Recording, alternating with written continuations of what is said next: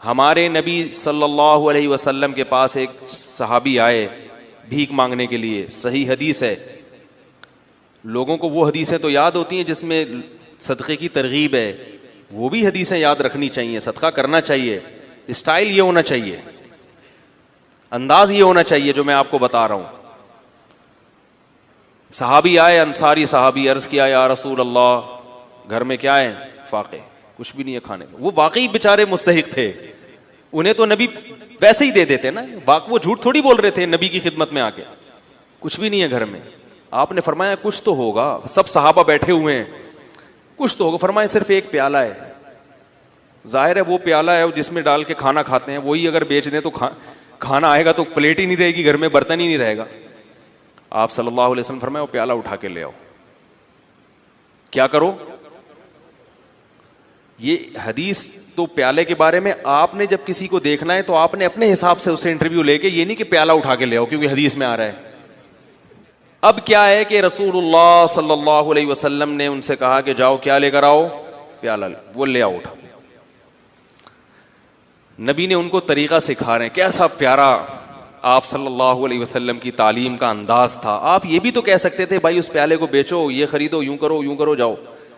तो आपने मुअल्लिम को भी बता दिया कि तुमने गरीब को सही रास्ता भी दिखाना है और उसके साथ इस रास्ते में ताउन भी करना है। वो बेचारा कॉन्फिडेंस नहीं होता, आपने उसको समझा के निकल लिए, वो कंफ्यूज है यार मैंने क्या करना है। हर आदमी में कॉन्फिडेंस नहीं होता, कुव्वत फैसला नहीं। तो आपने बता दिया कि उसके साथ ताउन करना है, उसकी हौसला अफजाई करनी है।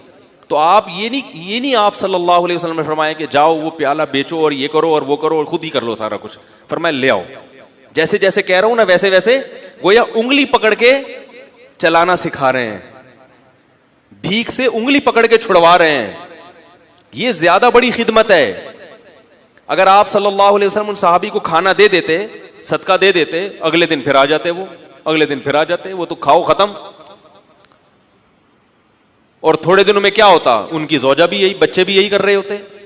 ये भीख ऐसी बीमारी है जो नस्लों में चलती है। खानदानी भिखारी होते हैं बाज लोग, कह रहे हमारे अब्बा भी यही काम करते थे।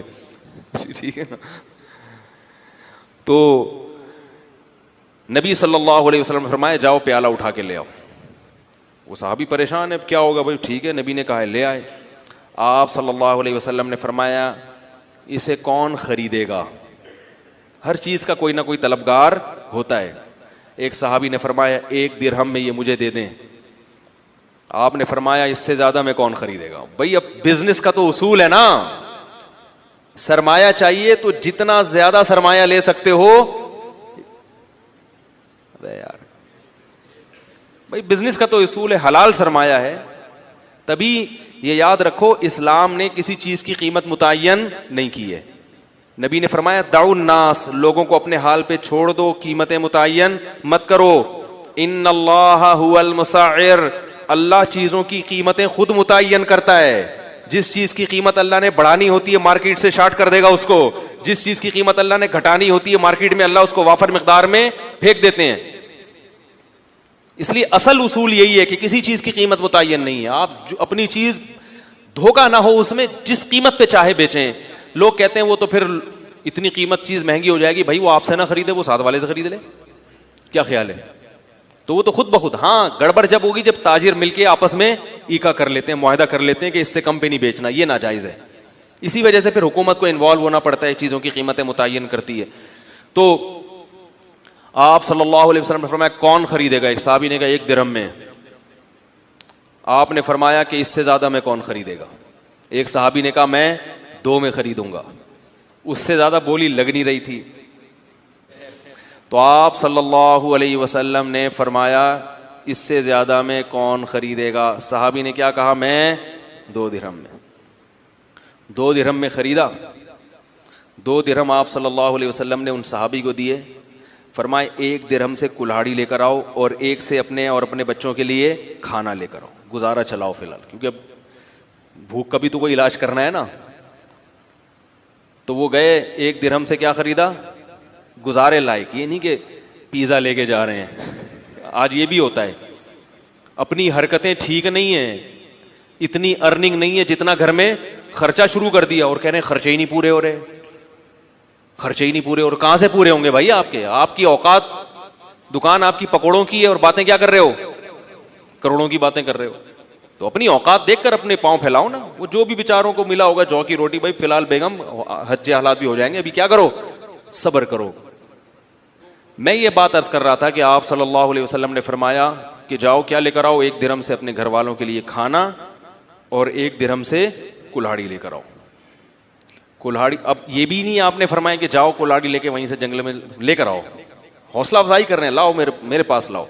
वो लेकर आए, आप सल्लल्लाहु अलैहि वसल्लम ने उसमें दस्ते मुबारक को अपने हाथ से डाला उसमें, और वो कुल्हाड़ी उन सहाबी के हवाले की। फरमाए जाओ लकड़ियां, जंगल से लकड़ियां काटो और इनको बेचो। वो सहाबी 10-15 दिन के बाद आए और कहा कि या रसूल अल्लाह, मैं लकड़ियां काट के बेचता रहा और जाहिर है कुछ से खाना भी खरीदता रहा और कुछ को बचत भी करता रहा, मेरे पास 15 दिरहम इकट्ठे हो गए हैं। दिरहम बड़ी वैल्यू वाली चीज थी उस जमाने में।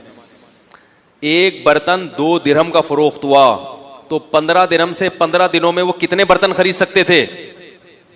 उस जैसे 7 बर्तन खरीद सकते थे, और 7 बर्तन को मार्केट में फरोख्त करके 15 दूनी 30 दिरहम बना सकते हैं उसी वक्त। क्या समझाएं यार। तो मेरे भाई, गरीब के साथ ताउन का यही अंदाज होना चाहिए। हाँ, जो हर आदमी पर ये अप्लाई नहीं होता, बाज ऐसे होते हैं जो नहीं कर सकते, वो फिर एक अलग बात है, या कोई मजबूरी ऐसी आ गई कि वो रोजगार से भी उनका वो मसला हल नहीं होगा, एक अलग बात है। लेकिन आम तौर तरीका क्या होना चाहिए कि आप उसको कहें कि भाई मैं तुम्हें रक्षा खरीद के दे देता हूं, ठीक है ना। रक्षे के पैसे अगर आपके पास नहीं है तो आप उसे कहें मैं किस्तों पे तुम्हें खरीद के दे देता हूं, हर महीने सदक़े की रकम निकालता हूं, तो मैं रक्षा उठा लो मार्केट से और रक्षा लेकर चलते हुए बाजार में नजर आओ, उससे कमाओ, अपना प्रॉफिट निकालो और रक्षे की किस्त मुझे दे दो, ताकि मैं वो किस्त वक्त पे जमा करा दूं। जो कैश अमाउंट चाहिए वो मैं तुम्हें दे रहा हूं, वो तुम्हारे पास नहीं है। तो हाथ पांव हिलवाएं गरीबों के,